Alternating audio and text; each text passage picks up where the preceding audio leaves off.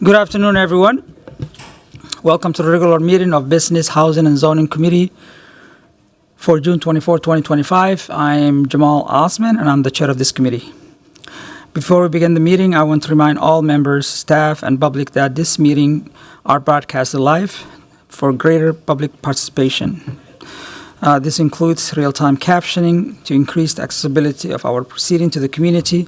Therefore, all speakers need to be mindful to the rate of their speech so that our captioners can fully transcribe all comments for the broadcast.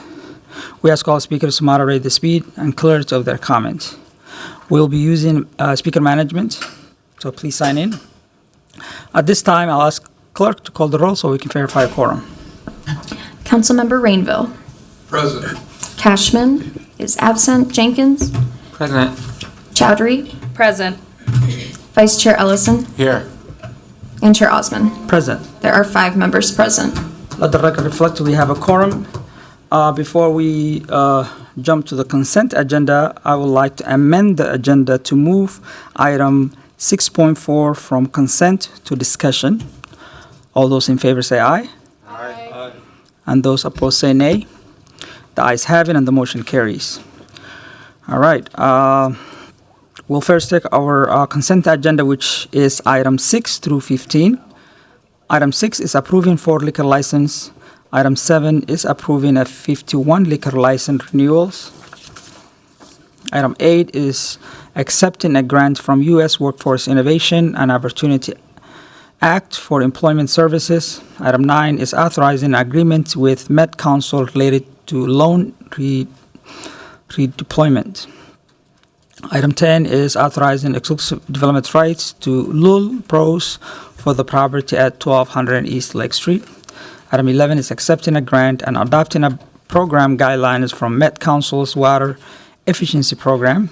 Item 12 is a resolution extending support to art mural at the Hiawatha Lake Bridge. Item 13 is authorizing a Greater Street loan for Rise Up Center located at 2828 Hennepin Avenue. Item 14 is amending a soil storage agreement with Port of Minneapolis for the Upper Harbor Terminal. Item 15 is setting a public hearing for July 15 to consider conveyance of several properties at the Upper Harbor Terminal site. With that, I'll move all items. Are there any discussions? I would like to recognize we have been joined by Councilmember Cashman. Councilmember Cashman. Thank you, Chair Osman. I just wanted to congratulate the Tending the Soil Coalition and thank CPED for their work on delivering this loan to the Rise Up Center, which will be opening in Uptown at 28th and Hennepin, and will be a great step for revitalization of this neighborhood. Thank you. Seeing no one else, all those in favor say aye. Aye. And those opposed say nay. The ayes have it and the motion carries. Now we will proceed to the public hearing portion of our agenda. Item 1 is a public hearing for street cafe license for Hard Times Cafe. I will welcome Mahmoud Osman from Business Licensing to briefly speak on this item. Welcome. Hello, and thank you, Chair Osman and committee members. I am Inspector Mohammed Osman with Licenses and Consumer Services Division. I'm presenting an application submitted by Hard Times Cafe, Inc., doing business as Hard Times Cafe, located at 1821 Riverside Avenue in Ward 6. This application is for a street cafe license. The license would allow the business to convert on-street parking spaces adjacent to the curb into a seasonal dining area. Hard Times Cafe is a long-established, worker-owned cooperative that has been operating at this location for over 33 years, serving vegetarian food and espresso in the Cedar Riverside neighborhood. The proposed street cafe would include 24 seats located in between 2 parking spaces in the public right-of-way. The street cafe will be enclosed by a wooden barrier. The street cafe area is approximately 256 square feet. The additional seating is intended to enhance accessibility and outdoor dining appeal. The proposed hours of operation for the street cafe would be from 8 a.m. to midnight. Public hearing notices were sent to property owners within 300 feet of the premises, the West Bank Business Association, and Councilmember Osman. We received 2 letters of support, one of them being from the West Bank Business Association. There have been no significant 311 or police calls associated with the business that would impact the issuance of the license. The License and Consumer Services Division recommends approval of the street cafe license. At this time, that concludes my presentation. I am available for any comments or questions at this time. Thank you. Thank you so much. Now I'm going to proceed to open the public hearing. Are there anyone who would like to speak on this item? Yes, welcome.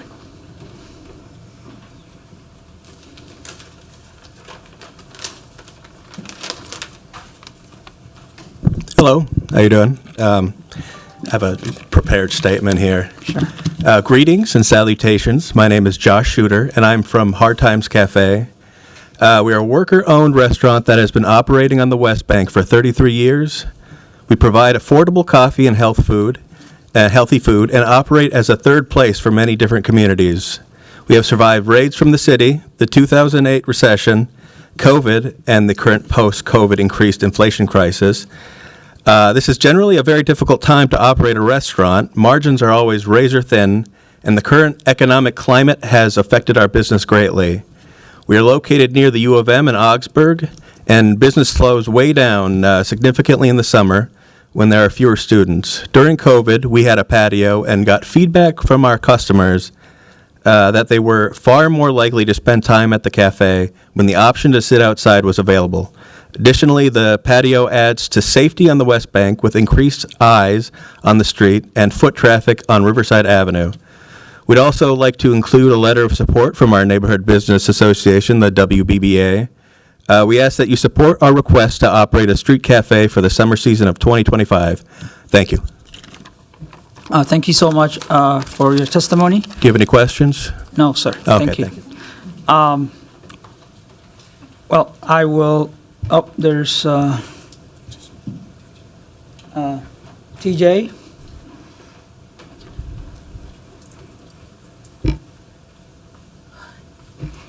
Welcome. Hi, my name's TJ Akisanya, and I'm a homeowner living within 300 feet of Hard Times Cafe. It's a great cafe. I like it that it's there, but I would like to see some guardrails around how long the outdoor patio is open. At the moment, the cafe opens till midnight, so are we asking to have an outdoor cafe outdoor patio that is open until midnight? If that's the case, then typically there's always like music and stuff in the cafe. Are we also looking for that music to be outside as well? Because I'd like to see some guardrails around that. We're also proposing to take away some parking spaces. That overflow parking would come onto our street. What measures do you have in place for that overflow parking? So I kind of would like to see those sort of things discussed so we know what to expect. We do have a community back there, and we do like to go to sleep and stuff like that, and we already have several noisy venues, the main one being like Palmer's, and that will play loud music until like 11 p.m. Hard Times Cafe is a lot closer, so I kind of have a lot of concerns about that. Thanks. Thank you so much for your testimony. Yep, I know. Are there anyone else who would like to speak on this item? See none, I'll close the item, and I am gonna call the staff, see if you can answer a couple of questions that was raised during the time. Thank you, Mr. Osman. I would like to know what are the times of the hours operation. Chair Osman. So the hours of operation would be from 8 a.m. to midnight. Hard Times Cafe actually has a conditional use permit that was granted in 1993 that allows them to operate for 24 hours. Okay.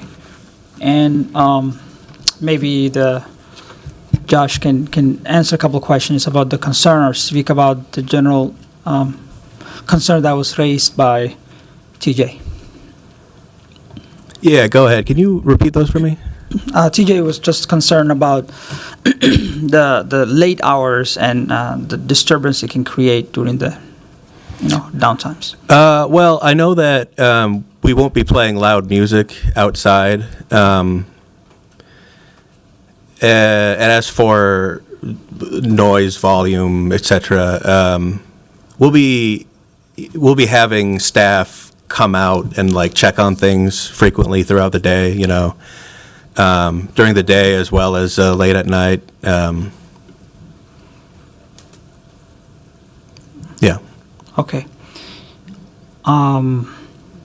We'd be open to speaking with community members to work things out a little bit too. Okay, wonderful. I think it will be great to have a conversation with neighbors and someone like TJ to address some of their concern. I am supportive of this license. I think you have been around for a long, long time. You are in the heart of the community, and really great to have your serving students and money residency at the Riverside.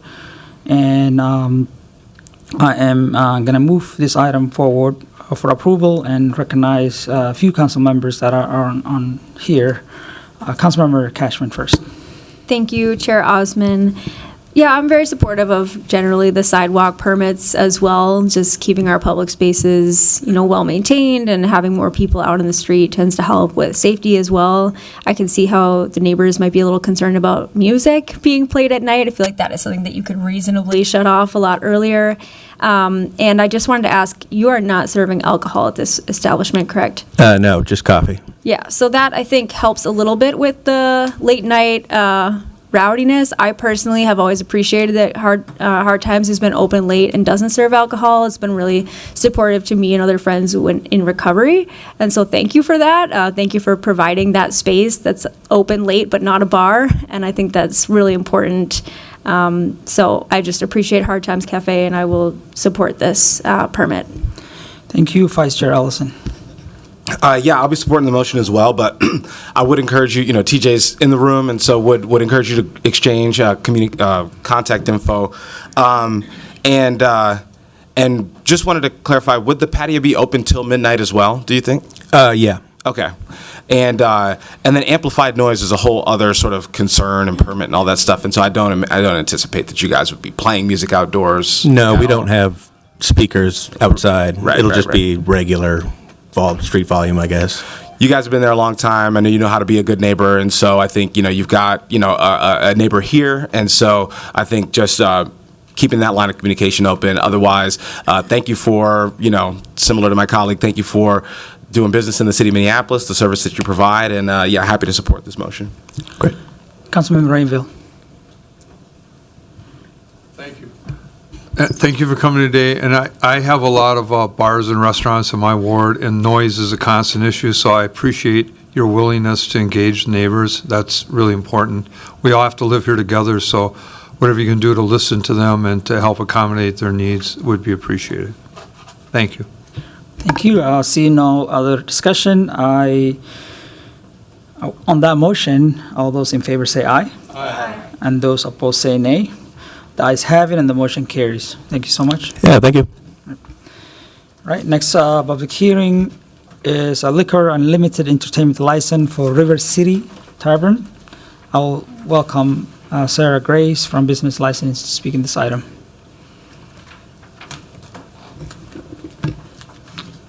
Thank you, Chair Osman and committee members. I am License Inspector Sarah Grays with Licenses and Consumer Services. I'm presenting an application from PNM Group, LLC, doing business as River City Tavern, located at 200 West Broadway Avenue in Ward 5. The applicant is requesting an on-sale liquor, limited entertainment with Sunday sales license.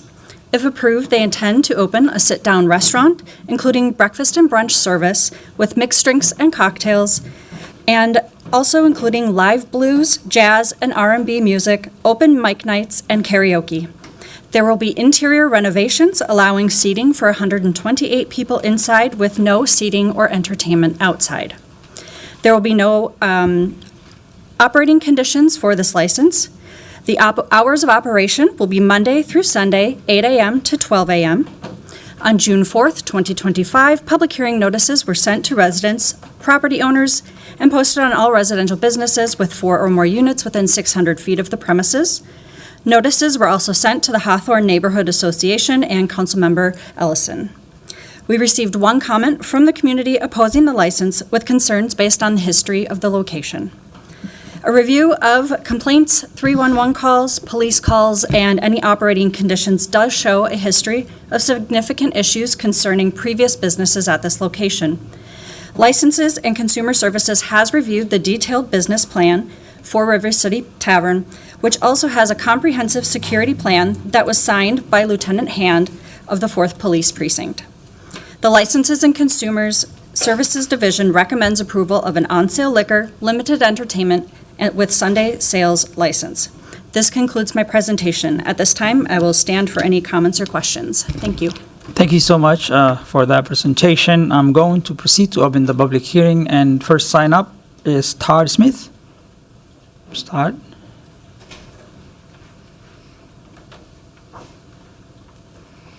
Welcome. Thanks. Good afternoon, councilpersons. My name is Todd Smith, and I own the building across the street at 201 West Broadway on Master Properties. I'm also a part of the River North Development Partners and am actively pursuing the creation of an employment district serving the residents of North Minneapolis, with a lot of help from partners in CPED, the mayor's office, council member's office, amongst others. Please check out rivernorthbroadway.com. Nothing I'm about to share is a reflection on the current license applicants. My concerns are based on historical facts of this location. I have a video of 128 shots fired at this intersection as a result of an argument that spilled out into the street. It looks like a Quentin Tarantino film. I've had my building's windows and doorways shot out on multiple occasions. While under previous ownership, a patron leaving the establishment drove into the entry of my office. The SUV was literally stuck in the office. There were $100,000 in damages. No charges were filed by the police or the prosecutor's office. I'm very familiar with the liquor license process and have held licenses in the city of Minneapolis for 20 years. I'm familiar with the business and security plans necessary to obtain a license.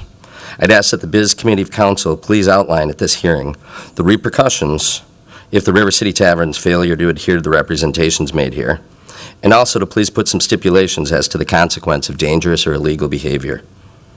I'd suggest 1, security during hours of operation. In 2015, I purchased and significantly renovated 3006 Lyndale Avenue South, the Country Bar. It was mandated that I have security during all operating hours. Similarly, the Meteor Bar just down the street at 2027 North 2nd Street. Their security plan requires that they have a clearly identified door staff person during operating hours. It's a James Beard Award-winning cocktail bar that has no security incidents. Seems to be the prudent thing to do here at River City Tavern. Secondly, no weapons allowed. Third, if license or ownership stipulates closing at midnight, I'm gravely concerned what happens when patrons spill out into the neighborhood. Historically, most problems have happened when people are leaving. Historically, parties continue on the street and the neighboring parking lots, my own included. Open containers, drugs, prostitution, guns, drag racing, and donuts in the intersection. Thank you, sir. You're out of time. Sure, please deliberate beyond the staff report and discuss. Thank you so much for your testimony. Our next person is Mike Oker. Thank you. Welcome, Mike. Thank you, Chairman Osmond and council or committee. My name is Michael Oker, and I represent P&M Group LLC as well as River City Tavern. We'll be doing business as at 200 West Broadway. I've got a long time record of business management in the nightclub and bar industry on Broadway, 25 years. And I think Councilman Ellison has been witness to the hard work that I've done, at least into the neighborhood, to try to maintain the safety of the business I was running then. I have a unique opportunity as a business owner now with new partners to create something that I've always dreamed of for Broadway Avenue, which is a breakfast sit-down restaurant along with a vibrant barbecue evening restaurant, but more than that, focused on food, but live entertainment, which is blues, jazz, and classic R&B entertainment. We're in the process of right now working with WBC as the West Broadway Area Business Coalition to establish the first Broadway Blues and Jazz Festival, hopefully in September. That being said, I've got a long history of doing it the hard way on Broadway, and I know how to do that well, but I'm ready to do it the easy way. But I have the security, I think I have the security background and the knowledge of West Broadway to help usher in a new, vibrant era of Broadway Avenue being a food and entertainment corridor. I know with the developments down with the Capri and with the food development next door, and as well as the owner Tito Wilson at the new Swank Eatery, which is my old place, the 4th Street Saloon. I think we have a genuine opportunity to bring in a new wave of what we have had while including the real good residents of our North Minneapolis neighborhood. Thank you. I'm open to any comments, so thank you very much. Thank you so much. Next person is Donna Sanders. Hello, Council. My name is Donna Sanders, and I'm the business specialist with the West Broadway Business and Area Coalition. I'm here to say that the West Broadway Business and Area Coalition fully supports the River City Tavern. It's very different from what the 200 Club was in the past. It's a focus on food. There's a focus on, although there is an on-sale liquor license, there's solid ownership here with solid experience in the urban block. So we would hope that you would support us too. Thank you. Thank you so much. And the next person is Doug Olson.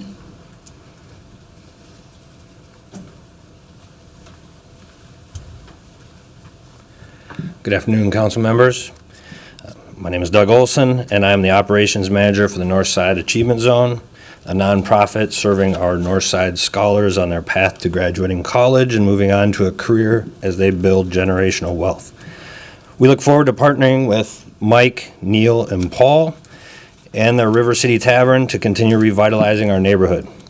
We are located at 1964 North 2nd Street, kitty corner from the River City Tavern, and we own the parking lot across North 2nd Street. As a nonprofit serving Northside scholars in partnership with their families and partner schools and organizations, the safety of our staff, scholars, their families, and our partners is paramount.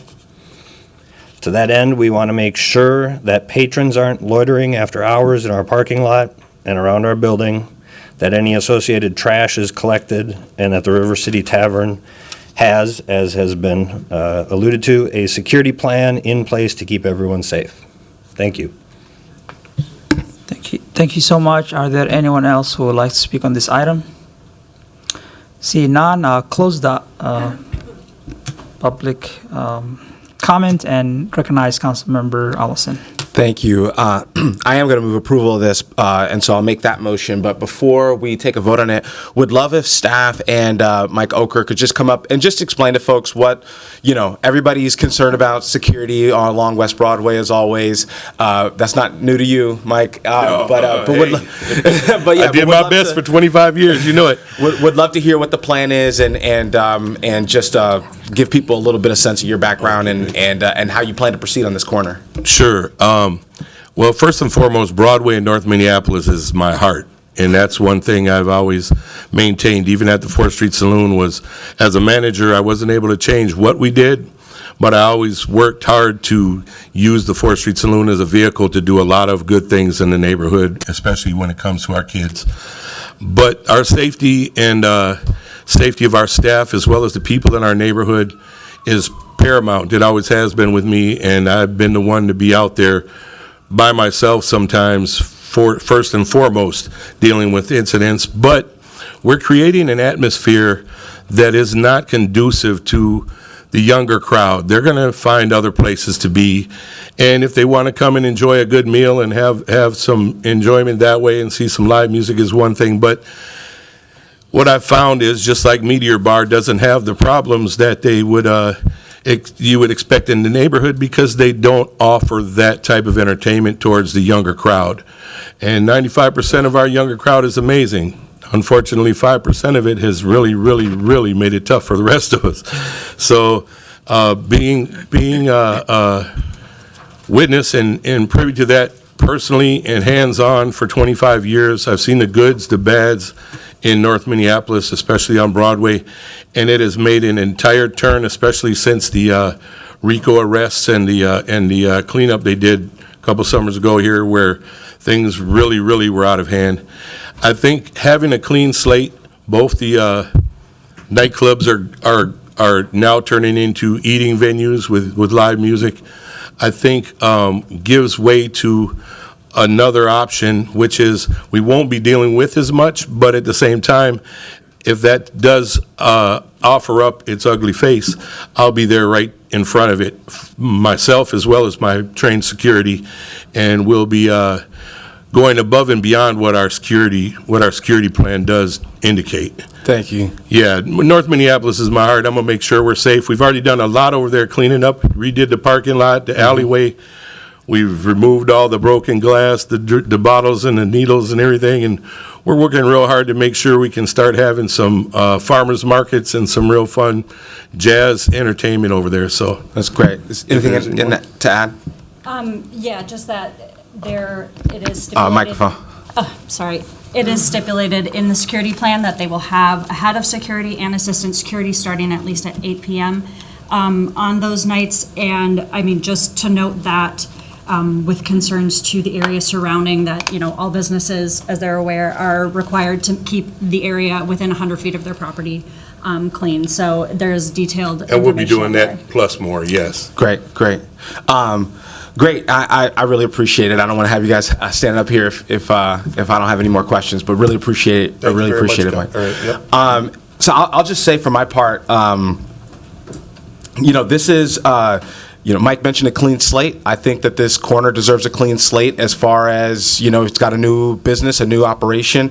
Can't hold them accountable to past operators. This location it has been a bit infamous ever since I was a kid, for sure. Absolutely. As evidenced by the fact that I don't think it's been the 200 Club for many cycles now. Right. And yet And Donna it's still still referred to it referenced. as the 200, right? And that's how strong, that's how much that identity is embedded on this corner. And I think you know that as well, and I think that you're going to be mindful of that. Well, that's one of the reasons, if I can, that's one of the reasons inside and out. We just totally gutted the place and we're starting brand new. We don't want any remnants of this is just the same old 200 Club, you know? Right. We want everybody to be excited about it and want to bring their families for breakfast and their grandparents for a beautiful jazz and a blues R&B show in the evening. For sure. Absolutely. And so that's, hopefully you can create that identity, get the 200 out of people's minds. Absolutely. It's going to be a tough road. I know it's going to be a lot of hard work, and that responsibility is going to fall squarely on your shoulders. Absolutely. And I advise you to reach out to Todd and to create a Absolutely. relationship there across the street so that you guys know each other and so that it's not just, and it's not just the infamy that's like living in your neighbor's Certainly, minds. and we validate the concerns, especially me being from my past over across the bridge. I validate entirely the concerns of anybody that has questions about this, and I want to assure them I'm going to be working day and night to make sure that we have a safe environment. Awesome. I'm going to wrap up here, Mike, and then you can actually have a seat, and then Thank you, we're gonna wrap up and vote here. But yes, just all that to say, this is. I'm hopeful about the direction that this corner is moving in, and I hope that my colleagues can support passing this here. All right, thank you. Next, I'll recognize Councilmember Rainville. Thank you. I have a question for staff.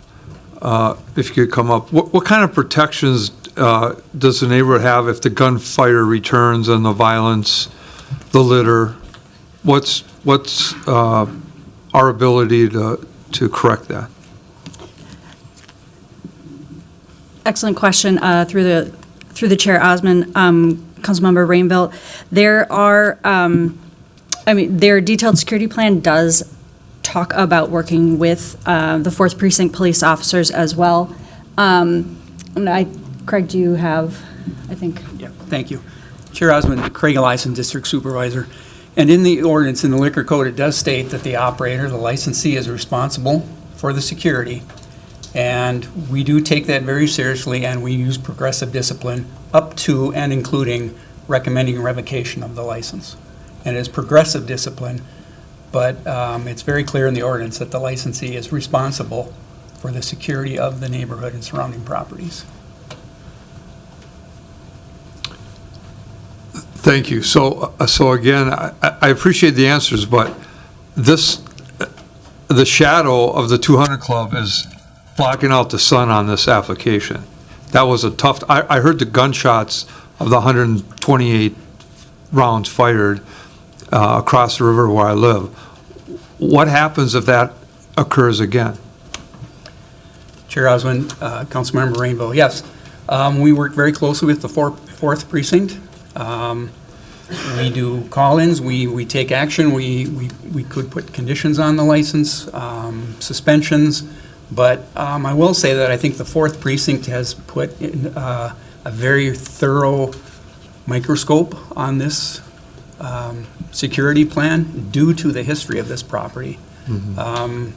Staff and fourth precinct is well aware of the history of the property. And in talking to the applicant, from the very first day, we told them that this would be a very challenging location, and that we wish them success, but they would be under a microscope from MPD and from our division. So we work closely with MPD, we work closely with the licensee. It's always best if we can meet and resolve problems before they get to be big problems. But we do answer all complaints, and we do act in a proactive manner when we get complaints. And MPD is a very important part of that. Thank you. So, Councilmember Ellison, I'm sure you have the votes to pass this, but you will not be getting my vote. I do believe that there's some valid complaints by Masters in the North Side Achievement Zone, and I'm just hesitant to support this because of the past history of the violence in that location. Thank you. Chair Osmond, Councilmember Rainville, I do want to note that the security plan does account for things like gun weapons being brought into the club, overdoses, incidents in the parking lot. Like each of those does have, has been addressed and gone over with Lieutenant Hand. So there is a plan for many of the anticipated past issues that have been addressed at this location. Councilmember Allison. Thank you, staff. I just wanted to add just a few things. One is that I don't know that we could sit here and ask an applicant to answer for 40-year history of of this corner, right? 40 years of this corner, it's been an issue. I'm 35. This corner's been an issue ever since I was a kid, probably longer, much before I was born. And so asking a new applicant to say, hey, look, you're on the hook for 40 plus years of this corner, I don't think that's a fair standard that I would want to put on any new applicant coming in and trying to start a business. The other thing I would say is that, especially in West Broadway, but I think this is true in any of our corridors, a vacant, inactive space is almost never safer than an activated space. Right, and so where we can talk about what the risk of squatters in a vacant building, or we can talk about a new owner coming in with some high standards to create a community asset. Again, Mike's somebody who has history on the corridor, right? He's not coming from afar to start a business where he can afford it. Mike has history on West Broadway at establishments that have had issues, and he's corrected those issues. And so I also want to make sure that if we are giving anybody the benefit of a track record, it's the person that's actually going to be there. Last thing I'll say is, Donna's been before our committee a number of times as a representative of West Broadway, and I think that none of us could really claim. I mean, I would try to claim, but I don't think any of us could claim that we care more about safety on West Broadway than Donna does, right? And so we've got support here from across the neighborhood. We've got support here from a wide array of actors on the corridor, and we've got an applicant with some precedent of creating good activations on this corridor. And so, I understand I might not have the support, but I would offer that as a retort. And if I could earn your support, at least by next Thursday, then I'll accept that. But I just felt like that context is really important as we think about what it takes and what it has taken to slowly but surely create West Broadway into a much safer corridor. There was a time when people thought that that Broadway and Lindale was never going to achieve any level of safety, and now that level of safety has been achieved and maintained for at least a couple of years now. And so, that gives me faith that the 200 Club can also turn that corner. That's all I'll offer, and then I guess we can. Yeah. All right. Thank you. Thank you so much. Seeing no one else, with Councilmember Allison's motion to approve, all those in favor say aye. Aye. And those opposed say nay. Nay. All right, that motion carries. Next, we have a public hearing for ordinance related to prohibited sale and location restriction for licensed tobacco dealers. I'll welcome Max Cervantes and Evelyn Carbray from Business License for a brief presentation. Welcome. Thank you, Chair Osman, council members. Great. Good afternoon. My name is Evelyn Carbray. I'm a senior public health specialist with the health department, and I will be co-presenting this afternoon with my colleague Max Cervantes from Business Licensing. I will speak to the public health aspects of the proposed tobacco amendments, and Max will speak to the licensing and zoning aspects. As a health department, let's go to the next slide. There we go. As a health department, we are concerned about the leading cause of preventable death in Minnesota, the use of commercial tobacco products. As you are probably well aware, these products cause millions of deaths each year from heart disease, cancers, and more. Because of the highly addictive nature of commercial tobacco products, it is far more effective to lower tobacco-related deaths if we prevent youth from ever starting to use them. In 2024, the Minneapolis City Council took significant steps in commercial tobacco control by amending the Minneapolis Code of Ordinances to end price discounts and coupons for commercial tobacco products, increase the minimum price of cigarettes, cigars, snuff, and snus, increase penalties for licensees who violate the tobacco policy, and to define sampling of commercial tobacco products in product shops. While these changes were significant, they did not address the price of e-cigarettes or vapes, which are primarily consumed by youth and young adults. About 14% of adults ages 18 to 24 report currently using e-cigarettes or vapes, compared to 2% of adults ages 45 to 64. As well, 14% of Minnesota high school students report having used vapes within the last 30 days. E-cigarettes or vapes are highly addictive and contain high amounts of nicotine. A strong relationship exists between adolescent exposure to nicotine and depression, anxiety, and stress. The proposed ordinance amendments of setting a minimum price for e-cigarettes and limiting where commercial tobacco products can be sold will help to reduce exposure to and use of commercial tobacco products, especially among youth. These proposed amendments are a step towards preventing the long-term consequences of commercial tobacco use. Setting a minimum price for e-cigarettes or vapes, which are defined in the Minneapolis Code of Ordinances as electronic delivery devices, will help to prevent youth initiation and use of these products. Keeping the cost of commercial tobacco products high is one of the most effective tools to decrease their use. This is especially true for young people who tend to be more price sensitive. When the price of cigarettes is increased by 10%, adult use decreases by 3 to 5%, and youth use by 7 to 8%. This reduction in consumption based on price is likely true for other commercial tobacco products, such as e-cigarettes and vapes. There's a broad range of e-cigarette products, both in type and price, which makes setting a minimum price difficult. Data on e-cigarette pricing gathered from tobacco store audits of 38 tobacco product shops in Minneapolis in June of 2024 showed the range for the lowest advertised price of a single disposable e-cigarette from $8.99 to $30, with an average minimum price of $17.26.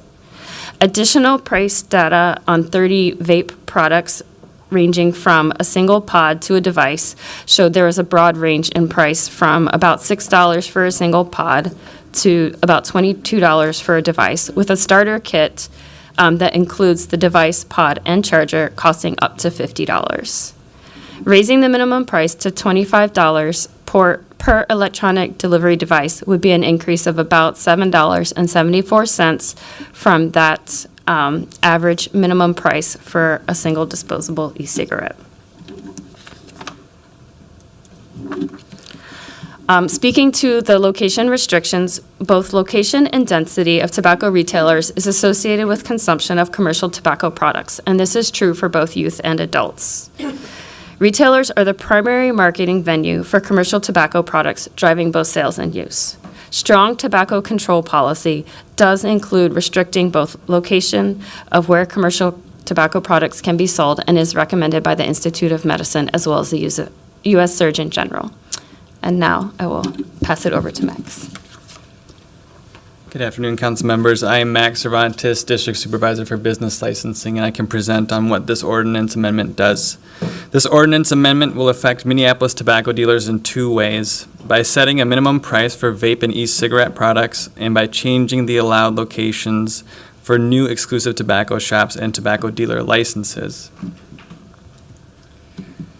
There is currently no minimum price for vape or e-cigarette products. This amendment would establish a minimum price of $25 per delivery device, aligning with existing pricing rules for cigarettes, cigars, loose tobacco, moist snuff, and snus. Enforcement would follow standard procedure for tobacco product pricing.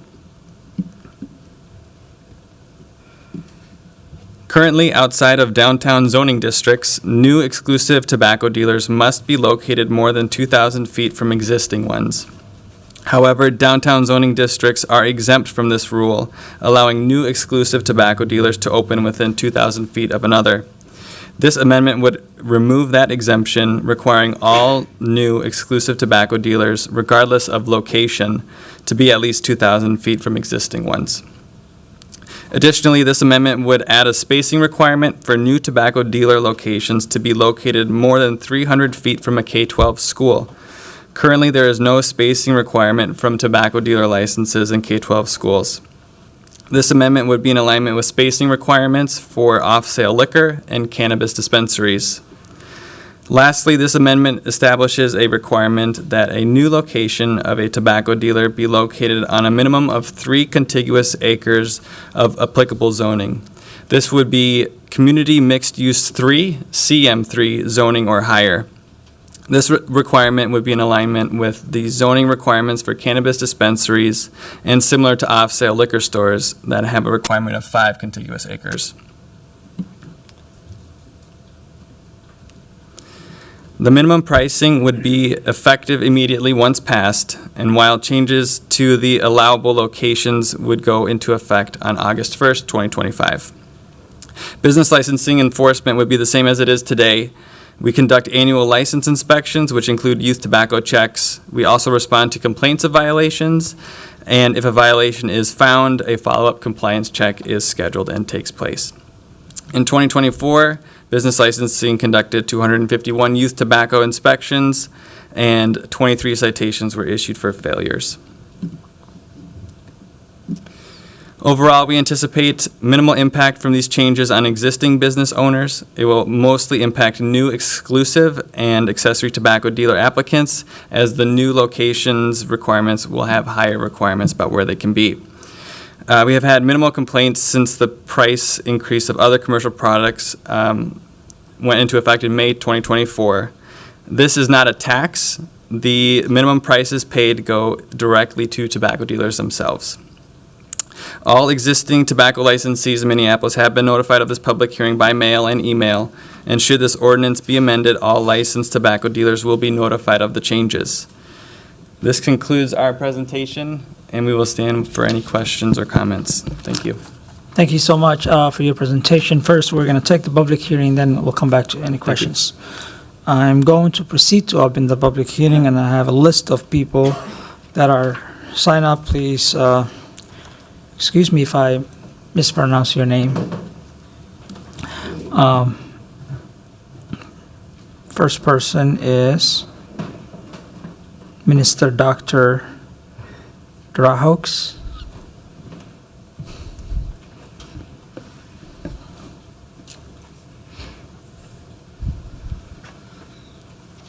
Welcome. Hotep Chair and committee members. My name is Ora Hoax, and I live in Ward 5 at 1350 Russell Avenue North.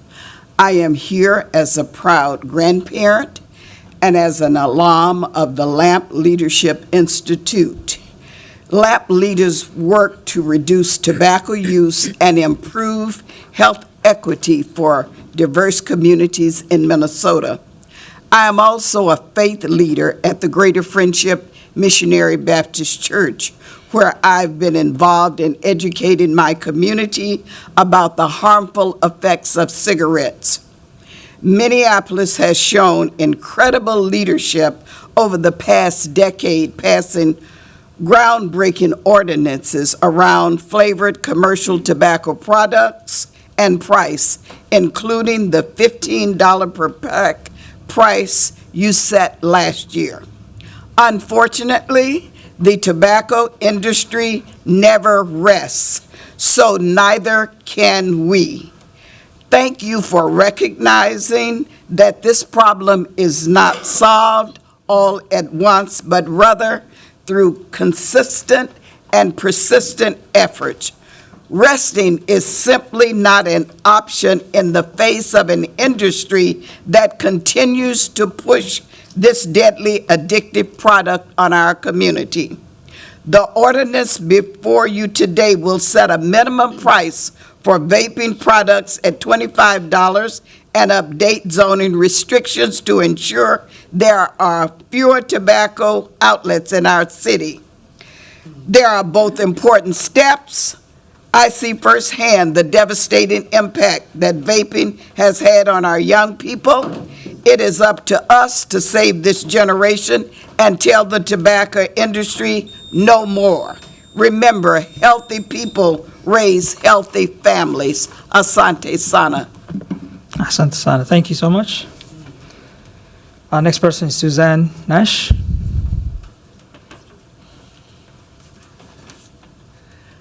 Bonjour, Nyansan Tisakaz, Magazine Dotum. I said hello in my language. Thank you for allowing me to speak in front of you today.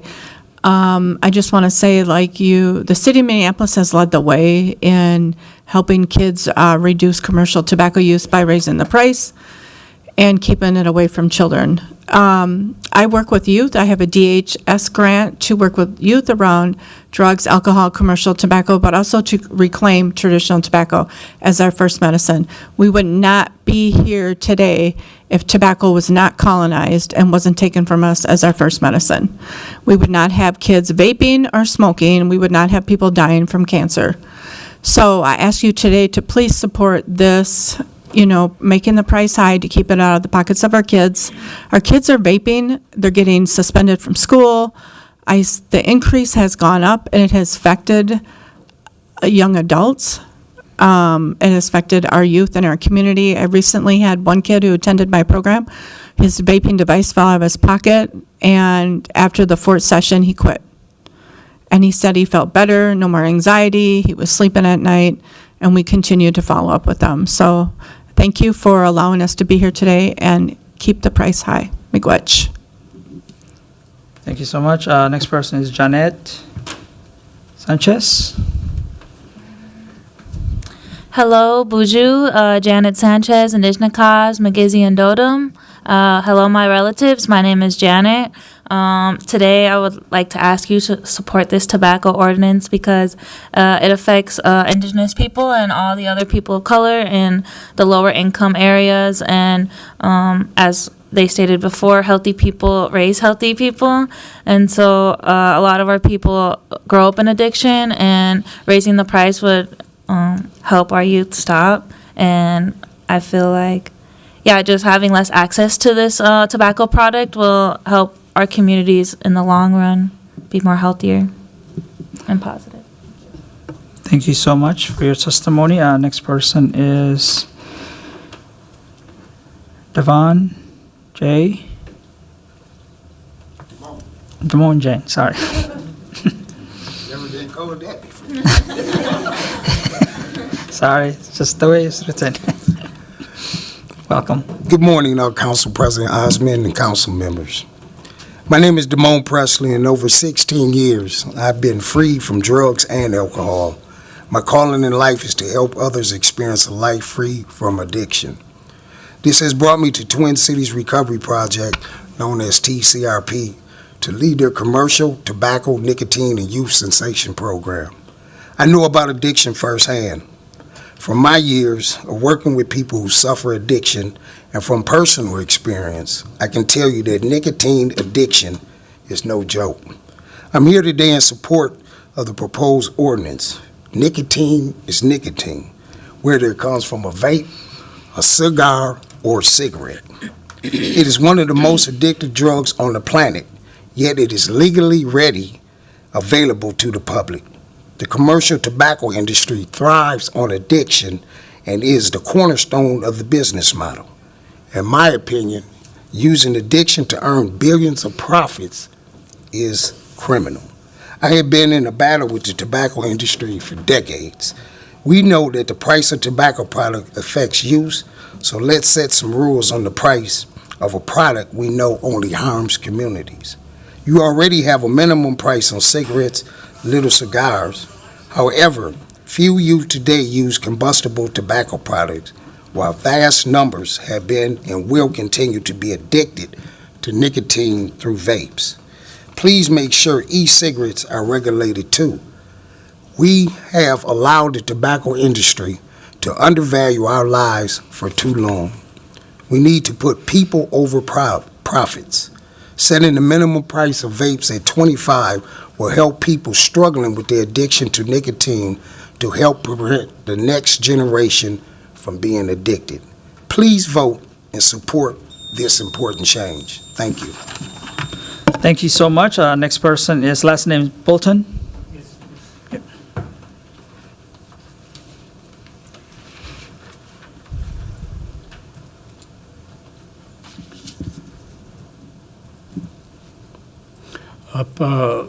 President Osman and the council members, Minneapolis City Council members, Sub-Saharan Youth Family Service in Minnesota strongly support the City Council proposed ordinance to set the minimum price for the e-cigarettes, vapes at $25, restrict tobacco retailers' location within 30 feet of all KG to grade 12 schools, and updating zoning rules to exclude new tobacco products that are mainly residential.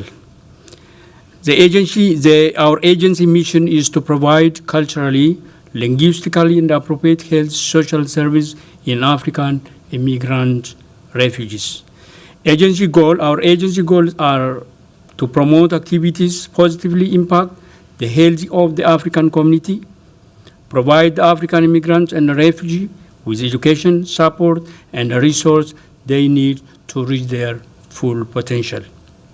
In 2024, Minneapolis passed the $50 minimum per pack of cigarettes. Based on the store assessment, there has been high compliance with existing price minimums. The council did not apply the minimum price to the e-cigarette at the time, so we must revisit this issue to protect community health by ensuring restrictions are in place on all commercial tobacco products. Price is the most effective tool for reducing smoking in adults and preventing use from starting. Increasing the price decreases tobacco use, especially among the youth and low-income smokers, and help current smokers to quit. With this change, Minneapolis is taking steps toward the healthier community, establishing the minimum price and regulating the location of tobacco retailers with those products less accessible, appealing to you young people. Thank you so much. It will protect the communities that tobacco industries strategically targets young, black, Thank you, indigenous, LGBTQ, and the resident of the color from manipulative industry practices. We strongly support those bold public health policies testified Thank you so much for your testimony. Sub-Saharan African Youth Family Service Outreach Coordinator. Thank you. Thank you so much for your testimony. Next person is Jacqueline Frank.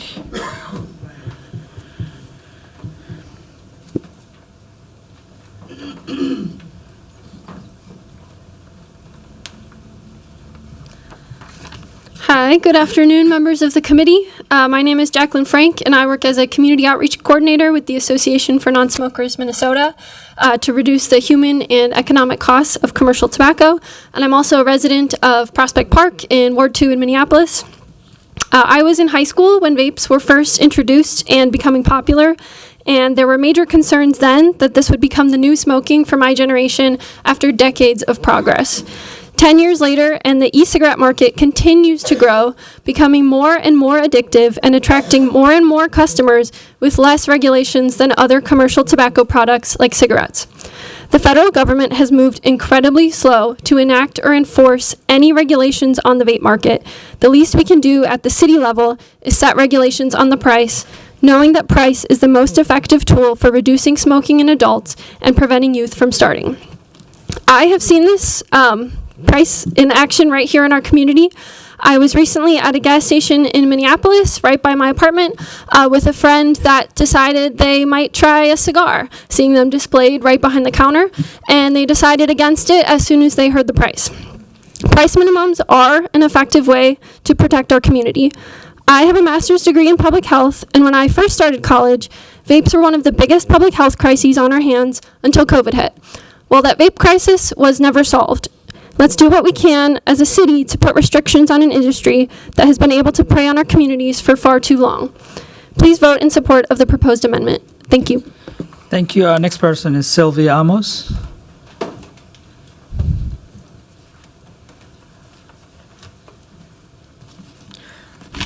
Good afternoon, members of the committee. My name is Sylvia Amos, and I served 13 years as president of the Women's Auxiliary in Minnesota State Baptist Convention Group, as well as a faith community organizer with the Association for Non-Smokers Minnesota. I am a lifelong resident of Minneapolis and live in Ward 5. I am here in support of this proposal. I've been a tobacco control advocate for a long time, and one thing I know for sure is that there's always more work to do. The tobacco industry is relentless. We must be relentless too. My grandparents, my parents, and now me have had to fight for every right that most of you were born with. So I have a duty and a responsibility to never stop fighting for the health and well-being of my community, especially our young folks. For me, it is personal. Tobacco cost my mother her life, who started smoking at 11 years old. I've also lost a husband and 3 aunts to tobacco-related disease. All of them smoked menthol-flavored cigarettes and got addicted way too young. For nearly a decade, Minneapolis has broken new ground when it comes to commercial tobacco prevention. Just last year, the council ended the use of all tobacco coupons and promotions and set a minimum price for cigarettes at $15 a pack. This is likely the highest in the nation. Prior to that, city leaders restricted the sale of all flavored products, including menthol cigarettes, to adult-only tobacco shops. You were the first in the state to do that. These are things we all can be proud of. In 2025, we are living in a political environment where Black lives don't matter, where brown lives don't matter, where LGBTQ lives don't matter, and where the tobacco industry values profits over lives. We must value all lives and do all that we can to protect the health and well-being of all Minneapolis residents, kids and adults. That includes controlling the tobacco industry's price manipulation. I am asking the city of Minneapolis to continue to stand up for life and vote yes on this proposal and continue to look for more ways to hold the tobacco industry accountable. We do have your back. Thank you. Thank you so much. Next person is Lucy Farber.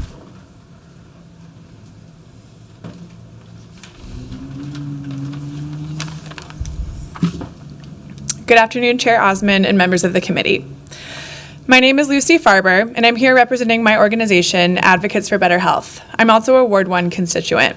I'm here today to encourage your adoption of the proposed ordinance to set a minimum price for all e-cigarettes at $25, as well as update zoning regulations for tobacco shops.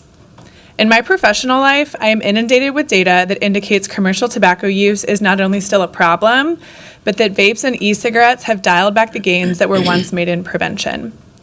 What I observe in my personal life confirms this. I am surrounded by commercial tobacco use, specifically in the form of vapes.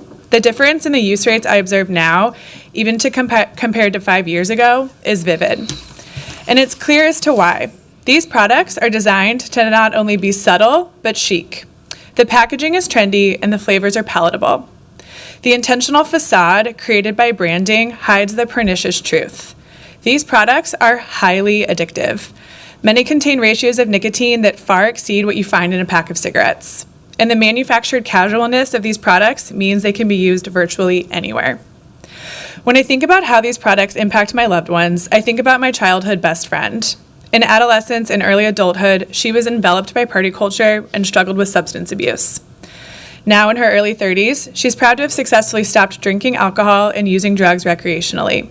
She's been able to stop the habits that were hurting her physical and mental health, all except for vaping, saying that no matter how many times she's tried to stop, she always buys a new vape, that she's simply too addicted to the nicotine. Price is the most effective policy tool in decreasing people's use of commercial tobacco products and helping them quit.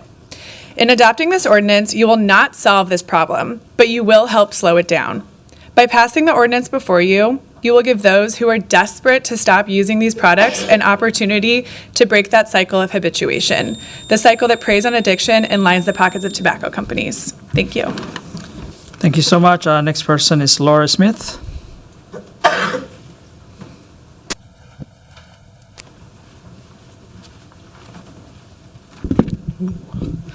Good afternoon. My name's Laura Smith, and I'm a resident of Councilmember Chowdhury's ward. I'm a public health advocate and proud auntie to 3 Minneapolis kids. I support this ordinance, which will make a healthier community for all of us. It's simple. The best way to lower commercial tobacco rates is to prevent young people from ever starting. Setting a high price for tobacco products achieves that goal and also helps adults quit. The tobacco industry shamelessly targets youth, people of color, and American Indians, LGBTQ residents, and low-income people with aggressive marketing. We need a strong, wraparound approach to counteract these tactics. Young people, as others have mentioned, are targeted by cheap e-cigarettes with high nicotine levels and thousands of flavors. They're also targeted by advertisements and a high number of retailers near their homes and near their schools. Youth e-cigarette rates have fallen since their peak but remain far too high. Nicotine use harms the developing adolescent brain and makes kids vulnerable to lifetime addiction. I urge the council to adopt this minimum price for all e-cigarettes and to add these licensing parameters. Both these policies combined will make it, again, easier for adults to quit and harder for young people to start. Strong city policies are especially needed right now because the federal government has defunded tobacco prevention and backtracked on our life-saving policies. Minneapolis should be a city where everyone can grow up free from addiction and healthy.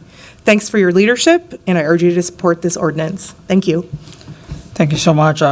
Next person is Hassan Mohammed.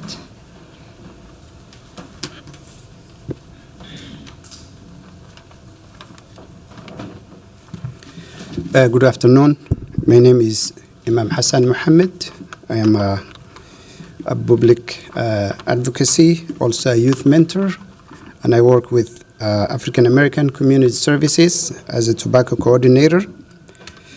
Our organization, African American Community-based organization committed to providing health education and social services to African-born communities in Minnesota. We have been around for 2 decades, and we serve large population of young East African in the Twin Cities and the suburbs.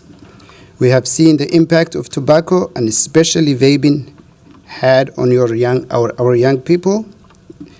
This policy change will be beneficial for all the communities. So I'm strongly supporting that the City Council's efforts to address tobacco in our city.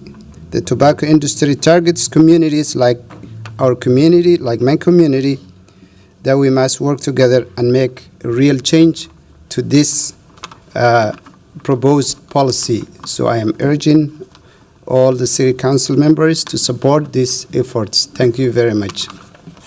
Thank you. Next person is Megan McFairley.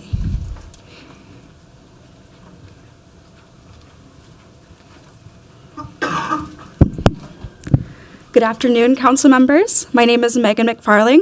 I have been a tobacco prevention advocate for the past 10 years, and I recently received my Master Public Health degree from the University of Minnesota. If you would have told 17-year-old me how much progress our community has made in vaping prevention, I would have been thrilled, but also heartbroken to see the grip vaping has had on so many. Many of my friends started vaping in high school, and now, nearly a decade later, they're still struggling to quit.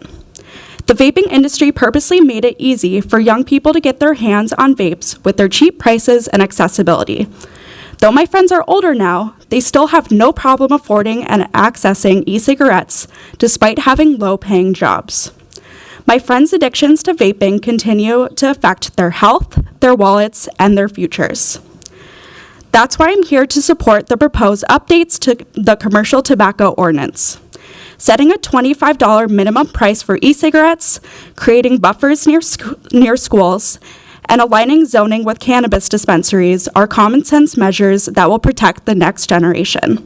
We already know that price policies work. Young people and low-income communities are the most price sensitive, and these policies reduce access and prevent the industry from targeting neighborhoods that already bear the heaviest burdens.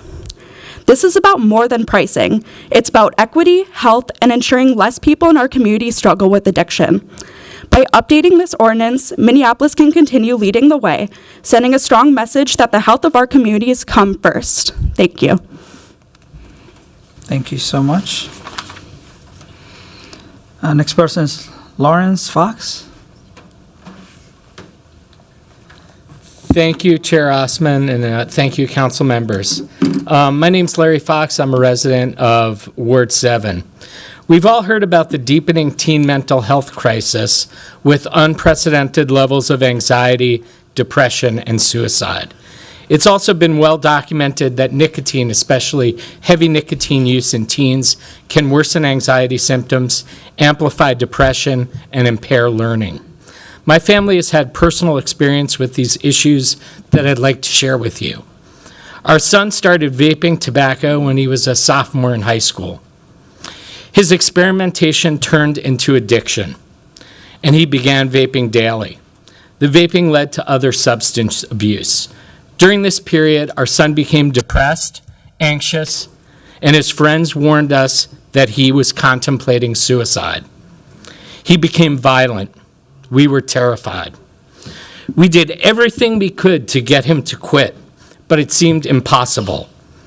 Our son had to leave school for a month, and he struggled with his grades, his relationships, and with anxiety and depression. It was frightening and painful. Over time, and with a lot of effort, and after trying multiple providers, we were able to find a psychiatrist and a therapist who specialized in treating addiction and co-occurring mental health conditions. We also found resources at Hazelton and outdoor programs which gave him space to heal. And thankfully, my son is on a better path now. Now, our family's privileged. We were able to navigate a complex healthcare system, and it cost us thousands of dollars. Teens in under-resourced communities becoming addicted to vapes will suffer from the same anxiety, depression, and suicide risk that my son experienced it. However, without resources, they will need to fend for themselves. Tobacco companies have targeted minority communities for many years. These companies and the local businesses that sell their products put profits ahead of people. The result is a deepening mental health crisis, especially among teens. If you care about social equity, I urge you to do everything you can to make vapes less accessible and support this ordinance. Thank you. Thank you so much. Next person is Angie Griffith. Right.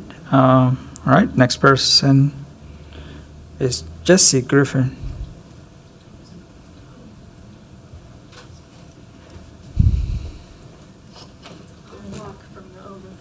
Oh, sorry. To move faster than I expected. Good afternoon, council members. My name is Angie Griffith, and I'm the co-owner of Smokeless, operating since 2014 at 514 East Hennepin in Northeast. Our shop has always been more than retail. It's part store, part art gallery, part community hub, offering free space for local artists to show and sell their work. I'm sorry, I ran over here. At the heart of our business is what we call the smokeless difference, a commitment to personalized service and meaningful interactions, whether or not someone makes a purchase. Our focus on both vapor and cannabis products, along with the deep dedication to customer care, sets us apart in a space where connection and care is increasingly rare.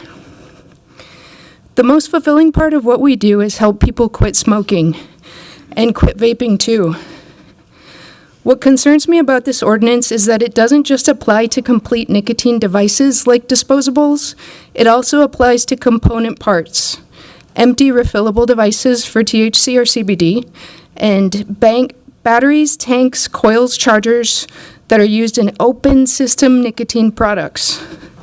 Open systems are rechargeable and refillable. They're the only format that allows users to control and reduce their nicotine intake gradually, moving down in nicotine strength a bottle at a time, and ultimately quitting if they choose so. We've helped thousands of adults do just that. Disposables, on the other hand, lock users into ultra-high nicotine levels with no control.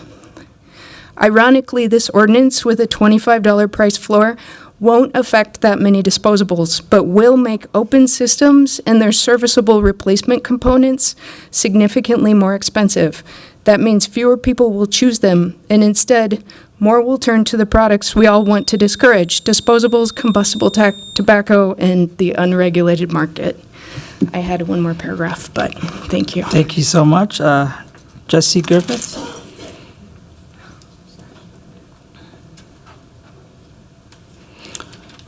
I'm sorry, you can always submit the comment in writing to clerk. Thank you. Thank you, Chair Osman and committee members for allowing me to testify here today. My name is Jesse Griffith, and I'm the co-owner of a company called Happy Thoughts Manufacturing, which operates at 2708 Summer Street Northeast. It manufactures hemp-derived products for hemp and cannabis retailers. I'm here today to flag to the council some potential unintended consequences of the ordinance to amend Title 13, Chapter 281. Because the ordinance uses the definition in Minnesota statute of electronic delivery device, all components of all electronic vaporizers intended for hemp and cannabis consumption will be, I assume accidentally, counted under this ordinance, which means that not only will hemp and cannabis electronic vaporizers be subject to this minimum price set by the amendment, but also the small replacement parts and service parts will carry that minimum price as well.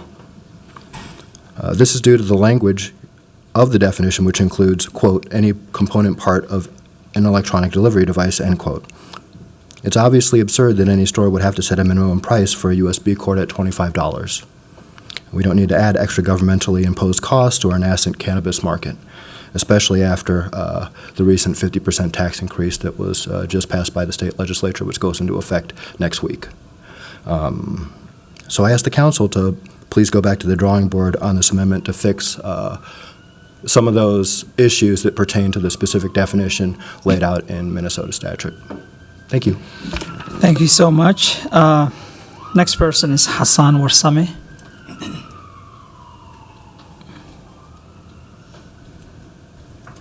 Mr. Hassan Warsame. I think they're coming from the overflow room. Overflow room? I think so. We'll give a few more minutes. I see that was the last person to sign up. Is there anyone else who would like to speak on this item who might not sign up to speak? All right, let's call Hassan Warsame. Seeing none, I will close the public hearing and recognize Councilmember Cashman, who's authoring this ordinance.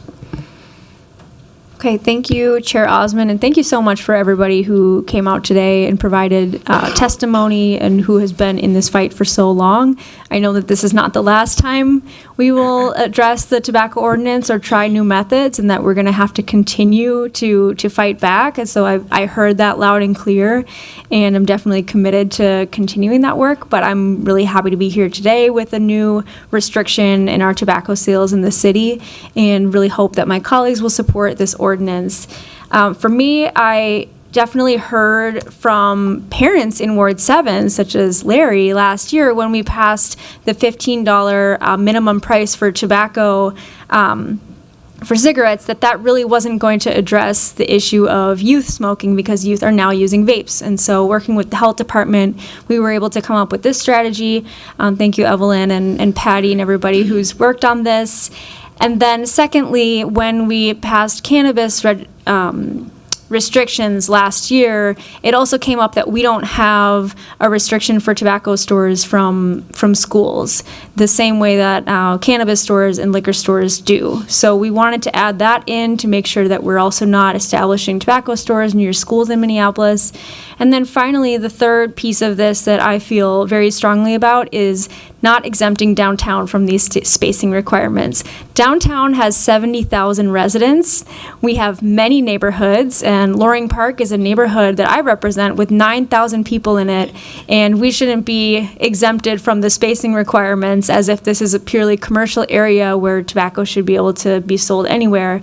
So really happy that we are moving to remove the exemption from downtown and restrict the further development of more tobacco stores in Loring Park. And that for me is very important because tobacco stores are not only, selling an unhealthy product, but also causing some other social problems in the neighborhood with other dealing and other activities happening outside of the tobacco stores.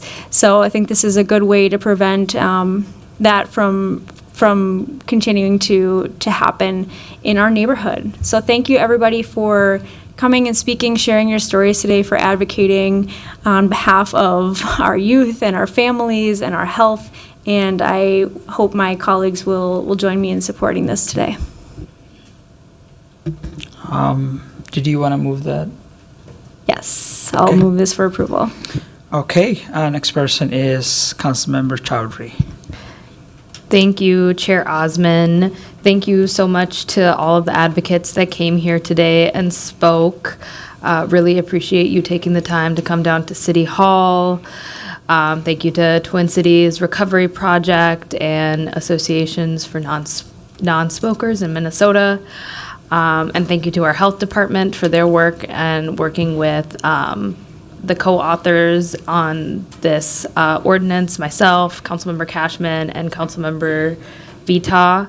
I am only in my first term as a council member, and one of the things that you learn throughout the process is the issues that you end up caring a lot about, and then how it relates to your own personal story and your community. And I would not have expected to have nicotine addiction and tobacco addiction be an issue area that I care deeply about and have that be a part of my own advocacy journey. But that has been something that has shown up for me, especially last year when we did the initial price raising for tobacco to a $15 minimum. For me, I know firsthand that nicotine addiction is a relentless hardship. It steals your health, it steals your money, it steals your peace of mind. And particularly, we had this conversation last year around vaping and how it targets our youth, and how vaping and its rise has been particularly predatory. My generation was supposed to be the generation to end smoking, and instead we became the Juul generation. I wish I could go back in time and never have picked up a Juul, because it has been about a 9-year struggle with my own personal usage of tobacco, and that one I'm still trying to figure out. And I think the work of advocates that are doing programming for youth, that are working with the state government, that are working with our health department is really, really important as we're looking at the tool of price raising, because this is one thing that we can do, but we need places where young people and other people in our community can be supported. I do want to share some data specifically to our community, and it's staggering. In Minneapolis, 13.6% of young adults 18 to 24 vape, compared to just 2.2% of older adults. 80% of youth who vape show signs of addiction, cravings, compulsive use. And since 2017, frequent vaping among youth has surged by 165%. And as many of you have shared today, this isn't accidental. Big Tobacco designed it this way. You go into a tobacco store, if you see young people using vapes, it's colorful packaging, candy flavors. I've even seen a geek bar with a little video game on the side of it. And the consequences are dire. We still have yet to see what the long-term impacts are of vaping, since it is newer, especially once Juul came into the market. And we know now the dire mental health impacts that young people have with anxiety, depression, and suicidal ideation. And so I'm really proud today to be taking action on this as another step following last year's work on the council. I'm really appreciative of Councilmember Cashman bringing forward the amendment to limit tobacco shops in downtown zoning districts, and then also having that buffer. I think that's really, really important and way past time. And I think raising price minimums here is helpful because we know that youth are price sensitive and this will curb access. I also know that we will be working with our city departments to kind of better understand what the impacts are because we know that the tobacco industry changes and finds its way around different policies. And I'll just close with this isn't just policy, it's prevention. And I have just seen over time the kids who end up using vaping just get younger and younger. And to anyone who's ever thought, I wish I never picked up that vape, this is how we turn that type of regret or feeling into change. So I'm excited to work on passing this ordinance today. Thank you, Councilmember Chowdhury. I've been myself here, and I thank you for all coming down. Tobacco is harmful to our community, especially young people, and it's one of the leading deaths in the world, and it's really very smart and good to educate our community and also restrict the distribution and the sales in our city. I support the ordinance, especially the location restriction. I just really don't understand the special treatment downtown gets most of the time for excluding that. I don't understand that point. But I do have a question is for the staff. I think as a policymakers, we really have to think about what routes we're taking and be responsible, not just our residents, but also our businesses too. So the minimum price, where did that come from? I mean, it's jumping from like $16 to $25, almost like 60%. What data are we using? Is there other cities in the nation that's using that? I just don't want to, I want to be come up a number that is like has some kind of meaning to that pricing. That's one question. I'll have the next one after you answer that. Thank you, Chair Osman. That's a great question. And part of the reason that we did not move forward with a minimum price last year when we set the minimum price for other commercial tobacco products was because these electronic delivery devices are much more tricky. And so as we showed in our presentation, we did quite a bit of survey last year. So you are correct. When we did a survey, we looked at first at the at 38 stores in Minneapolis of the minimum price. So that's just the minimum for a single disposable e-cigarette. And that price range at the minimum was $90 to $30 with an average minimum price of $17.26. As well, the issue with the electronic delivery devices is they come in many different types beyond those single disposable e-cigarettes. And so when we think of other products like a single device, the price ranges up to $22 with $50 per kit. So we talked with council members, and they wanted to move towards $25 minimum price, which is an increase of $7.74 price from the single e-disposable, which would be about 45%. I will say that recently St. Anthony Village is the only other jurisdiction in Minnesota that has done a minimum price for e-cigarettes. They did the electronic delivery devices as set a minimum price of $20 per device.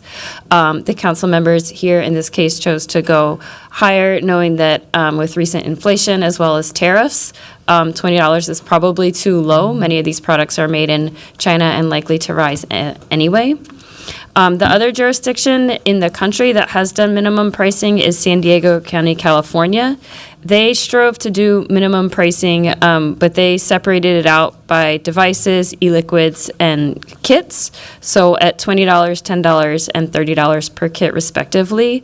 However, they have had a really hard time enforcing this with the multiple prices, and basically has ended up in no enforcement because of the wide variety. And so that is why we, as a health department, following guidance from the Public Health Law Center, recommended a single minimum price.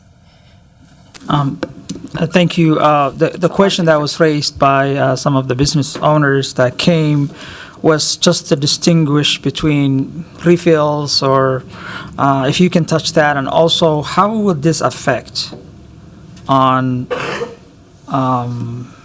cannabis business that we are getting ready to license them, and unintended consequences, as someone's put it that way. If you can speak about a little bit more about Chair that. Osman, cannabis businesses are licensed by the state. The city only registers them, so they do have to follow the state regulations. So as far as the tobacco code, it would pertain to tobacco dealers only, which we do license in the city. And then as far as the question that was raised about the electronic delivery device, so the definition of electronic delivery device does include other components, whether or not they are included or sold separately. So that is in the definition of the electronic delivery device. And so for the ordinance, the way that it's written, the $25 minimum would be per electronic delivery device. Okay.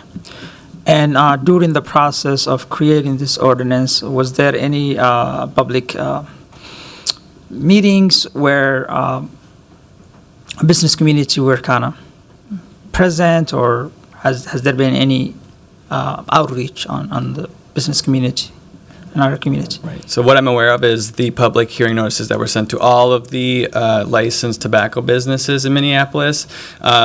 Smokeless did respond, and that was one of the questions that we've been looking into the definition of the electronic delivery device. Okay.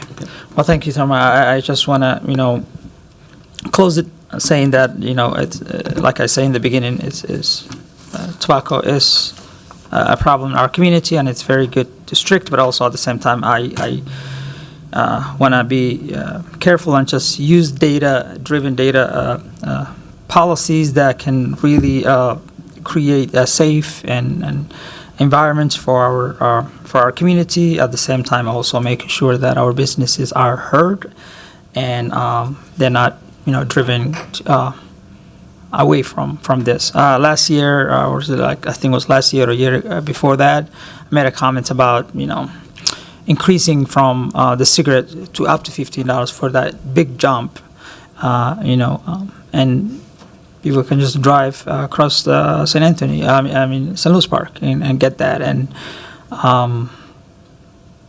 just want to, I get the intention of really making sure that we are stricting and addressing this. This came back, last few years, 3 times, I think this amendment was amended, or 2-3 times for tobacco ordinance, and we're continue to add, but at the same time, I want to make sure that we're making decision based on data, especially when it comes to this complicated system of electronics. And I definitely don't want unintended consequences for businesses that might not sell tobacco. All right, that's my comment. I'll recognize Councilmember Andrea Jenkins.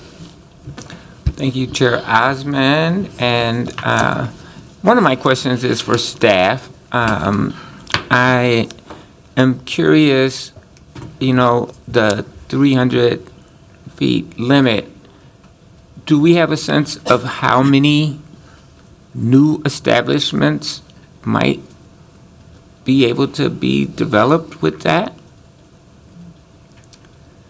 Through the chair, Councilmember Jenkins, it's hard to say what's going to happen in the future. I don't have a number of potential locations that would be within 300 feet. That's the question. How many locations are there? I mean, we should be able to kind of figure that out. So at some point, I would hope we can get a response to that. I am also an alumni of the LAMP statewide leadership to address smoking cessation. I'm really proud to see so many advocates out here, folks that I have mentored, and I'm a non-smoker. I think cigarettes are destructive to all the communities that have been named and to the broader community as well. But it is a legal product that people,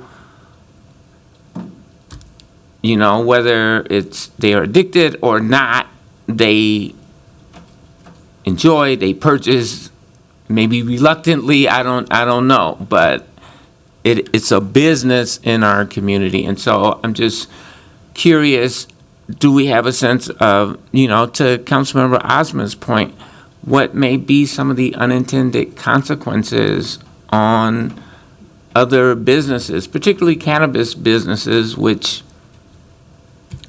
use vapes as a part of their business strategy, and we just had a 15% tax increase from the state, I think, as well as, will this pricing be attributed to those products as well? Through the chair, Councilmember Jenkins. So the licensed tobacco dealers in Minneapolis is what the ordinance pertains to. The cannabis vapes that are sold in cannabis dispensaries, they are not allowed to sell tobacco products. And so I don't believe that what is in the tobacco ordinance for Minneapolis businesses would apply to a state licensed cannabis dispensary for their products. So, but does it distinguish between cannabis and tobacco?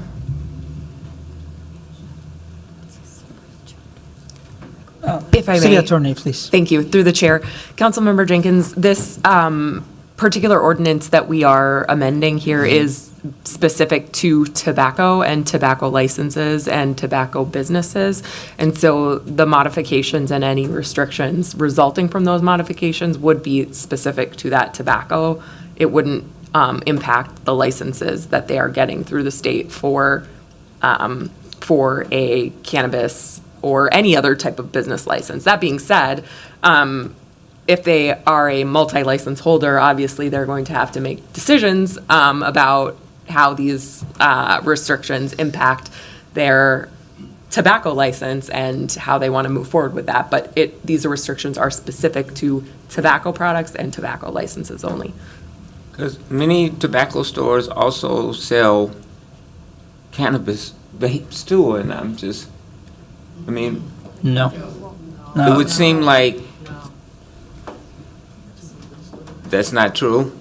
Staff, maybe you can. That tobacco stores don't sell cannabis vapes. Right. So licensed tobacco stores are required to sell 90% tobacco products, and as far as I know, no THC products can be sold in tobacco stores. Right. Yes, they're limited to low potency hemp edibles, which would be edible, not inhalable products. Got it. All right. Thank you. Yeah, I can just see, though, confusion around this topic for retailers. But I would be interested to know what that breakdown of how many potential stores could exist in Minneapolis. New stores, I guess.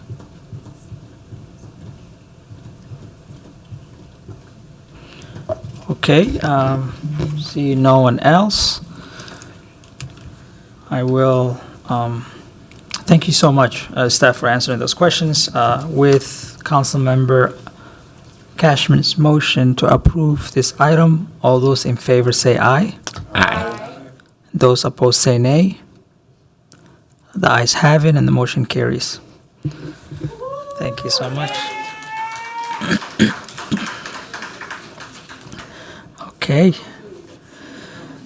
Next public hearing is for issuance of housing revenue bond for Snelling Yards Family Housing Project. I will welcome Carrie Goldberg from CBET to give us that presentation. Maybe we can wait a little bit until. Just wait 1 second.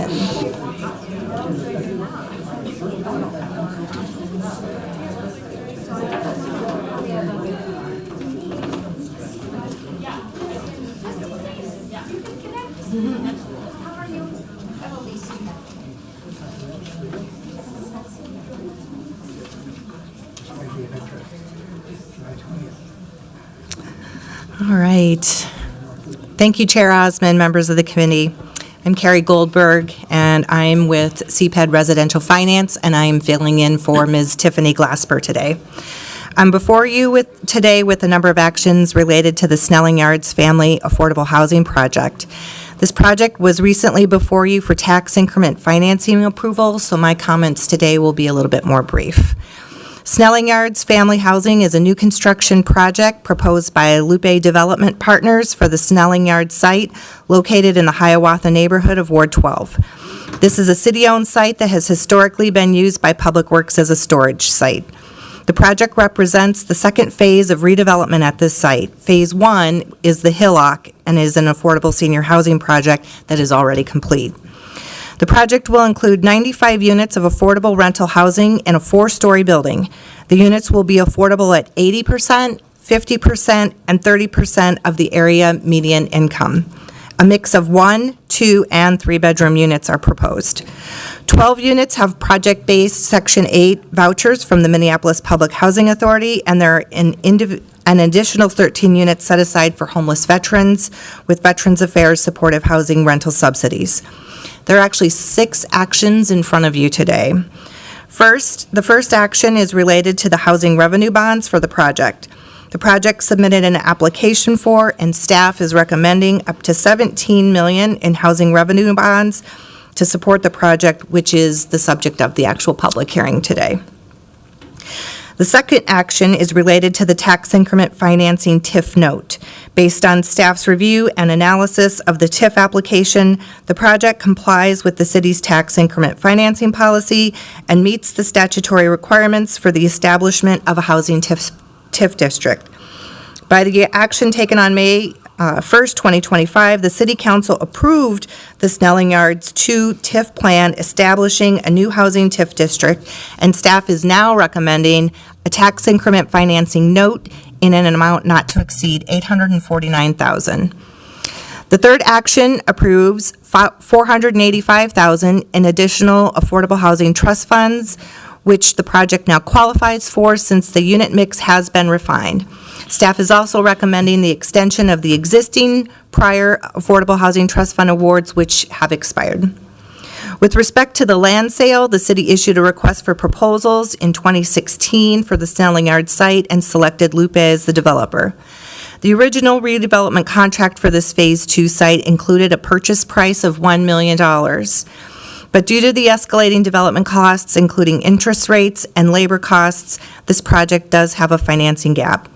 To make the project financially feasible and close the gap, staff is recommending to the City Council that the city provide a seller note in the amount of $1 million to fund the land purchase price.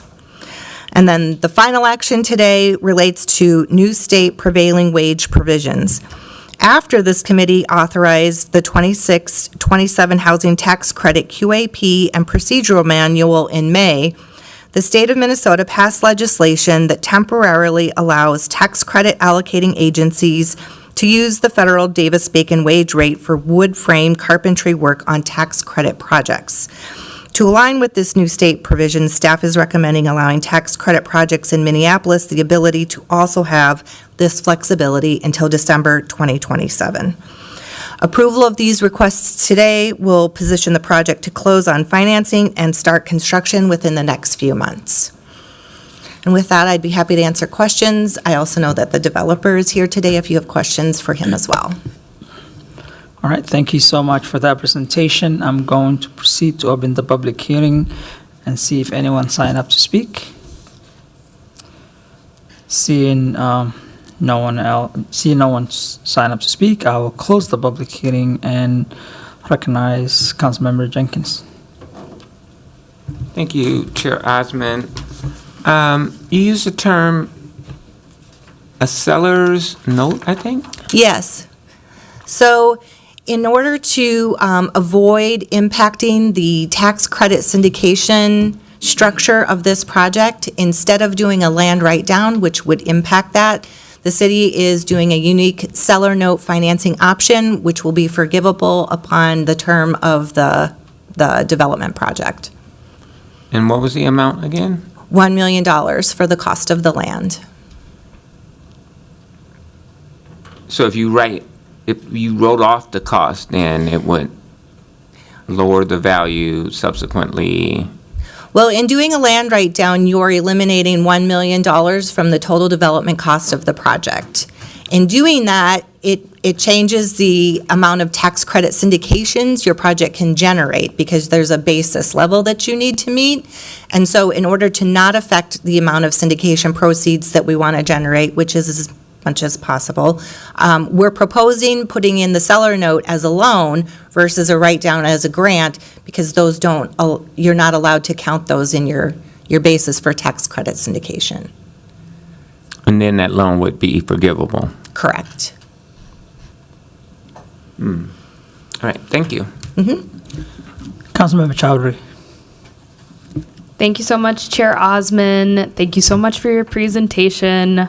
I'm really looking forward to seeing the second part of the development take place on this parcel. This is in my ward. Many community members for a long time have been asking what's next. And forgive me if you already kind of stated this within your presentation, but I was wondering if you could kind of share what the timeline looks like in terms of beginning construction and work being done on this lot following approval from the council, if that's given. I can always defer to the developer for very specific timing, but I believe that they are proposing to close on the project sometime in August. And then it will be 15 to 18-month construction process for lease-up. So by early 2027, I believe. No, it's 25. Early 2027? Occupancy by the end of 2026. Okay. I know that this parcel is a city-owned parcel now, and it's inactive. And one of the things that I've asked about to our city administration is activation on this lot. There's a lot of different livability issues that have occurred there because it's sat empty. I guess maybe it's a question for the developer if there is any anticipation of like activation taking place on the lot or anything that shows that construction will be taking place or development in the near future. I'm hearing August for you, but if there's like a specific timeline for any activity showing up there, that'd be great. Or like mobilizing and getting things going on the site? Yeah. Do you have a time frame for mobilizing? Let me introduce Steve Min with Lupe Development, who might be able to better answer that question. Thank you for your patience. Thank you. Thank you, Ms. Goldberg. Mr. Chairman, Councilmember Chowdhury, we would like to close by August 15th. We'll have a construction fence and construction mobilization within 4 days after title has cleared for all prior liens. So we should be in the ground by the third week of August if all goes according to plan. Okay, well, thank you so much, Mr. Min. I appreciate it. We'll have security on the site also. Thank you. And I know that the residents at the Hillock, which is right there, is looking forward for the next development too. I'm actually going to Hillock tomorrow to kind of visit with the staff. They're having a little bit of a meet and greet, so I'll be excited to chat with them about the developments here at the city. Great, thank you. Great, thank you.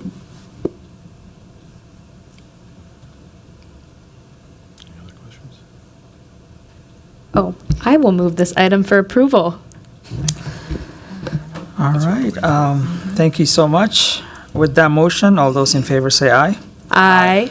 And those opposed say nay. The ayes have it and the motion carries. Thank you, committee members. Thank you. The final public hearing is authorizing bond issuance host approval for 180 Degrees and the city of Iota. I will ask Becky Shaw for give us presentation. Welcome. Good afternoon, Chair Osmond and committee members. I'm Becky Shaw from CPED Business Development. You have before you a request to authorize host approval for the issuance of revenue bonds by the city of Iota, Minnesota for 180 Degrees. 180 Degrees is a Minnesota nonprofit providing emergency housing, transitional housing, and supportive care to youth and adults in Minneapolis, St. Paul, St. Cloud, Excelsior, and Rochester, Minnesota.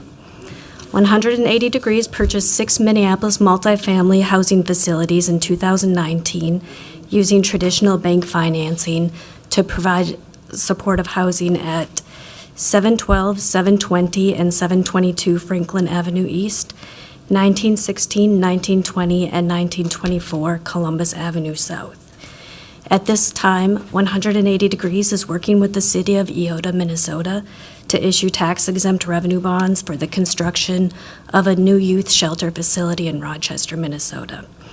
In addition, the city of Iota requests authorization of host approval to issue up to $1.6 million in tax-exempt revenue bonds to refinance the outstanding debt on those 6 Minneapolis properties. As part of this host approval, the City of Minneapolis and the City of Iota will jointly submit a housing program request and will enter into a cooperative agreement related to the bonds.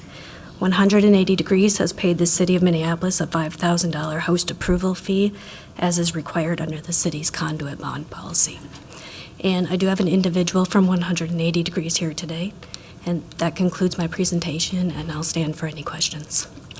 Thank you so much for your presentation. I will proceed to open the public hearing and see if anyone would like to comment. Seeing none, close the public hearing and recognize Councilmember Allison for motion. Happy to move this for approval. With that motion, all those in favor say aye. Aye. And those opposed say nay. The ayes have it and motion carries. All right, thank you. We are on discussion, and first is consideration of a sauna licensing ordinance. This was continued from our last meeting, and now it's front of us. Do any of my colleagues have any questions on this item? Councilmember Cashman. Thank you, Chair Osmond, and thank you to committee members for allowing this to continue a cycle so that I could meet with a CPED and Health Department staff and also meet with some business owners who do run mobile sauna businesses. I fully support this ordinance, and I think that we're actually taking a really good approach here. It was told to me by other sauna businesses that we are leading the nation and that the regulations are supported, and so I appreciate that work and for us kind of getting ahead of this and setting some quality control so that the industry can grow and can grow safely, and that the best practices are going to be followed in this industry.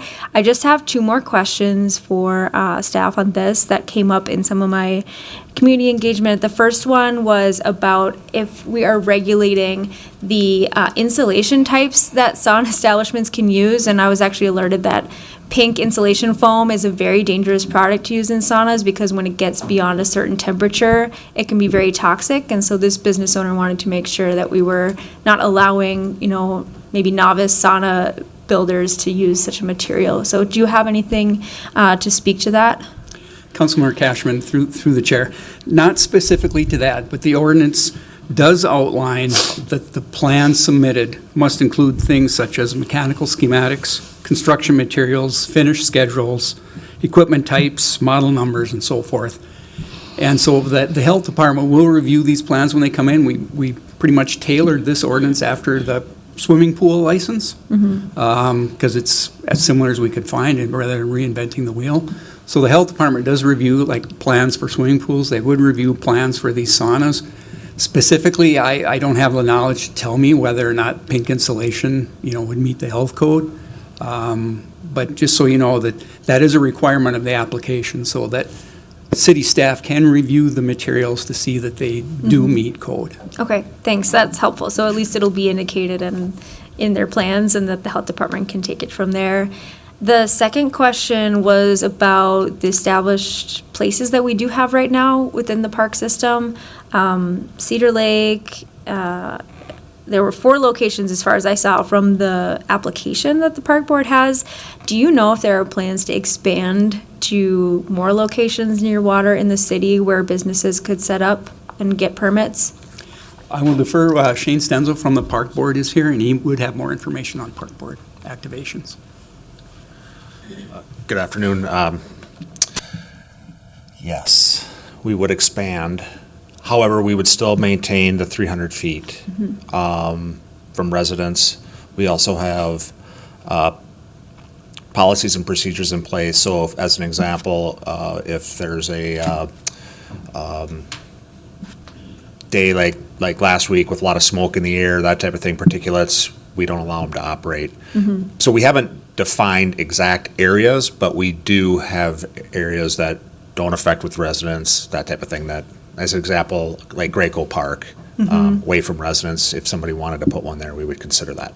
Okay, thank you so much. That was the question that my friends in the industry were wondering, and their only feedback was just that they really like to be able to have a place for a bit longer term, because if you're just there for one day, it's a lot of work to set up and tear down in such a short amount of time.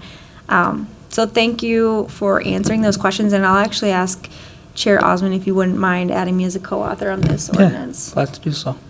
Thank you.